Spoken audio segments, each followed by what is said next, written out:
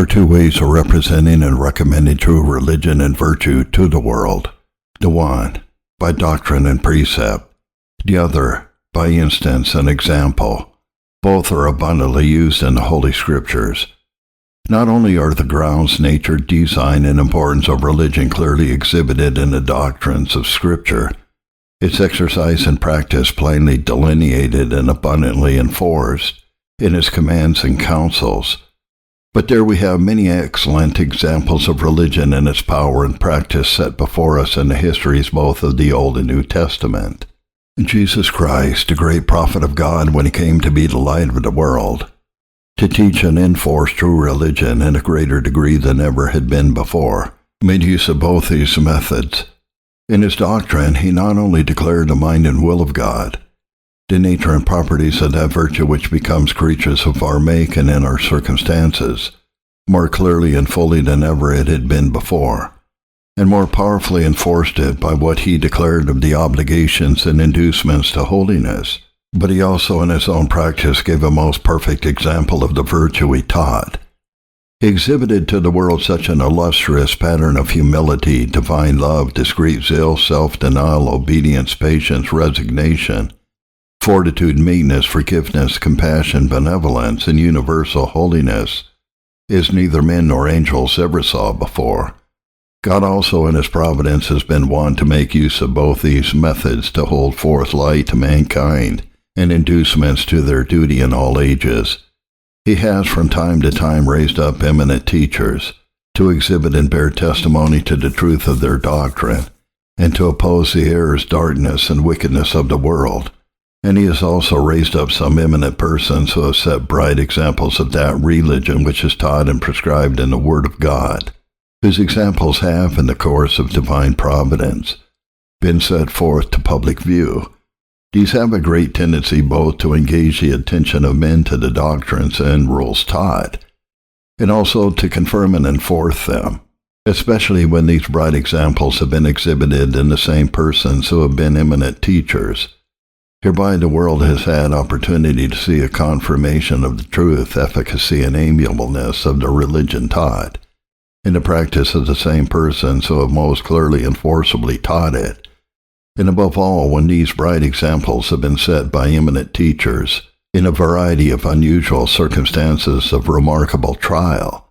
and when God has with this remarkably distinguished them with wonderful success of their instructions and labors. Such an instance we have in the excellent person whose life is published in the following pages. His example is attended with a great variety of circumstances tending to engage the attention of religious people, especially in these parts of the world.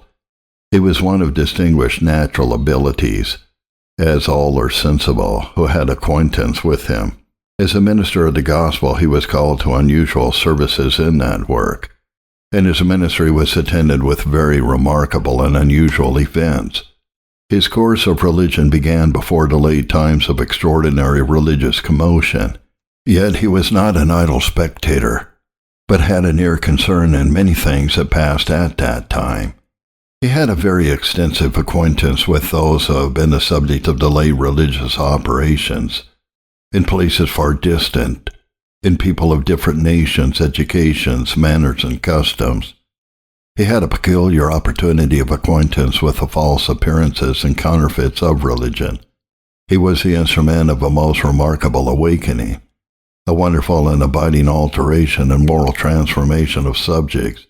who peculiarly rendered the change rare and astonishing. In the following account, the reader will have an opportunity to see not only what were the external circumstances and remarkable incidents of the life of this person, and how he spent his time from day to day, as to his external behavior, but also what passed in his own heart. Here he will see the wonderful change he experienced in his mind and disposition, the manner in which that change was brought to pass, how it continued, what were its consequences in his inward frames, thoughts, affections, and secret exercises, through many vicissitudes and trials, for more than 8 years. He will also see how all ended at last in his sentiments, frame, and behavior during a long season of the gradual and sensible approach of death, under a lingering illness, and what were the effects of his religion in dying circumstances, or in the last stages of his illness. The account being written, the reader may have opportunity at his leisure to compare the various parts of the story, and deliberately to view and weigh the whole, and consider how far what is related is agreeable to the dictates of right reason and the holy word of God. I am far from supposing that Mr. Brainerd's inward exercises and experiences, or his external conduct, were free from all imperfections. The example of Jesus Christ is the only example that ever existed in human nature is altogether perfect, which therefore is a rule to try all other examples by. And the dispositions, frames, and practices of others must be commended and followed no further than they were followers of Christ. There is one thing in Mr. Brainerd easily discernible by the following account of his life, which may be called an imperfection in him, which, though not properly an imperfection of a moral nature, yet may possibly be made an objection against the extraordinary appearances of religion and devotion in him, by such as seek for objections against everything that can be produced in favor of true and vital religion. And that is that he was by his constitution and natural temper so prone to melancholy and dejection of spirit. There are some who think that all serious, strict religion is a melancholy thing, and that what is called Christian experience is little else besides melancholy vapors, disturbing the brain and exciting enthusiastic imaginations, but that Mr. Brainerd's temper or constitution inclined him to despondency is no just ground to suspect his extraordinary devotion to be the only fruit of a warm imagination. I doubt not but that all who have well observed mankind will readily grant that not all who by their natural constitution or temper are most disposed to dejection are the most susceptive of lively and strong impressions on their imagination, or the most subject to those vehement affections which are the fruits of such impressions. But they must well know that many who are of a very gay and sanguine natural temper are vastly more so, and if their affections are turned into a religious channel, are much more exposed to enthusiasm than many of the former. As to Mr. Brainerd in particular, notwithstanding his inclination to despondency, he was evidently one of those who usually are the furthest from a teeming imagination, being of a penetrating genius, of clear thought, of close reasoning, and a very exact judgment, as all know who knew him, as he had a great insight into human nature, and was very discerning and judicious in general, so he excelled in his judgment and knowledge and divinity, but especially in things appertaining to inward experimental religion. He most accurately distinguished between real solid piety and enthusiasm, between those affections that are rational and scriptural, having their foundation in light and judgment, and those that are founded in whimsical conceits, strong impressions on the imagination, and vehement emotions of the animal spirits. He was exceedingly sensible of men's exposedness to these things, how much they had prevailed, and what multitudes had been deceived by them, of their pernicious consequences and the fearful mischief they had done in the Christian world. He greatly abhorred such a religion, and was abundant in bearing testimony against it, living and dying, and was quick to discern when anything of that nature arose, though in his first budding, and appearing under the most fair and plausible disguises. He had a talent for describing the various workings of this imaginary enthusiastic religion, evincing its falseness and vanity, and demonstrating the great difference between this and true spiritual devotion, which I scarcely ever knew equaled in any person. His judiciousness did not only appear in distinguishing among the experiences of others, but also among the various exercises of his own mind, particularly in discerning what within himself was to be laid to the score of melancholy, in which he exceeded all melancholy persons that ever I was acquainted with. This is doubtless owing to a peculiar strength in his judgment, for it is a rare thing indeed that melancholy people are well sensible of their own disease, and fully convinced that such and such things are to be ascribed to it, as are its genuine operations and fruits. Mr. Brainerd did not obtain that degree of skill at once, but gradually, as the reader may discern by the following account of his life. In the former part of his religious course, he imputed much of that kind of gloominess of mind and those dark thoughts to spiritual desertion, which in the latter part of his life he was abundantly sensible were owing to the disease of melancholy. Accordingly, he often expressly speaks of them in his diary as arising from this cause. He often in conversation spoke of the difference between melancholy and godly sorrow, true humiliation and spiritual desertion, and the great danger of mistaking the one for the other, and the very hurtful nature of melancholy, discoursing with great judgment upon it, and doubtless much more judiciously for what he knew by his own experience. But besides what may be argued for Mr. Brainerd's strength of judgment, it is apparent in fact that he was not a person of a warm imagination. His inward experiences, whether in his convictions or his conversion, and his religious views and impressions through the course of his life, were not excited by strong and lively images formed in his imagination. Nothing at all appears of it in his diary from beginning to end. He told me on his deathbed that although once when he was very young in years and experience, he was deceived into a high opinion of such things, looking on them as superior attainments in religion, beyond what he had ever arrived at, was ambitious of them, and earnestly sought them, yet he never could obtain them. He moreover declared that he never in his life had a strong impression on his imagination, of any outward form, external glory, or anything of that nature, which kind of impressions abound among enthusiastic people. As Mr. Brainerd's religious impressions, views, and affections in their nature were vastly different from enthusiasm, so were the effects in him as contrary to it as possible. Nothing like enthusiasm puffs men up with a high conceit of their own wisdom, holiness, eminence, and sufficiency. It makes them so bold, forward, assuming, and arrogant. But the reader will see that Mr. Brainerd's religion constantly disposed him to a most mean thought of himself, an abasing sense of his own exceeding sinfulness, deficiency, unprofitableness, and ignorance, looking on himself as worse than others, disposing him to universal benevolence and meekness, in honor to prefer others and to treat all with kindness and respect.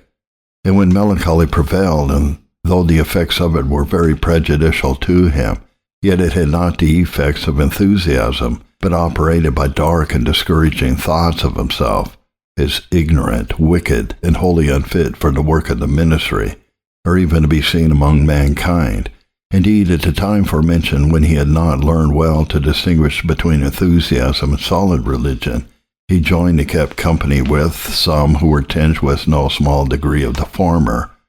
For a season he partook with them in a degree of their dispositions and behaviors, though, as was observed before, he could not obtain those things wherein their enthusiasm itself consisted, and so could not become like them in that respect. However, he erroneously desired and sought it. But certainly it is not at all to be wondered at that a youth, a young convert, one who had his heart so swallowed up in religion, and who so earnestly desired its flourishing state, and who had so little opportunity for reading, observation, and experience, should for a while be dazzled and deceived with the glaring appearances of mistaken devotion and zeal, especially considering the extraordinary circumstances of that day. He told me on his deathbed that while he was in these circumstances he was out of his element, and did violence to himself, while complying in his conduct with persons of a fierce and imprudent zeal, from his great veneration of some whom he looked upon as better than himself, so that it would be very unreasonable that his error at the time should nevertheless be esteemed a just ground of prejudice against the whole of his religion and his character in general, especially considering how greatly his mind soon changed, and how exceedingly he afterwards lamented his error,